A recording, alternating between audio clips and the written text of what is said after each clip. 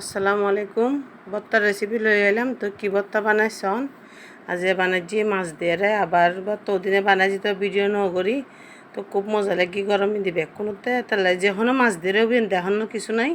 তো তাহলে আমি মাছ লইলাম, ধনে পাতা কুটি লই, মানে পেঁয়াজ রসুন টমেটো কাঁচামরিচ সূর্যমরিচ দিই, যেহেতু আর একটু জাল বেশা হিসেবে বেশি দিই।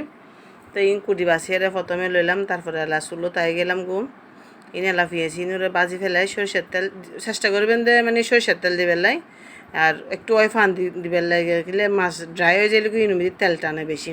তো পেঁয়াজের তেলে হাই দেয় মর হয়ে যাই গু এর দুর্মিদি নামাই ফেলেবেন, নামাই আনার পরে দিয়ে এলা মানে গরম গরম মাখি ফেলেবেন। আমি একটু গরম গরম মাখি ফেলাই মানে আমার দেখতেও খুব এত মজাই দেয়, মাইকি দি হুঁসবো বউ বউ গজ্জি একবারে গরম দিয়ে দেয়। এই তো এল যার ফাইনাল লোক মানে মাছের ভর্তার এখন গরম গরম ভাত দিয়ে খাইতে লাইলে সে মজা হবো। ওনারা ট্রাই করে চাইতে পারেন।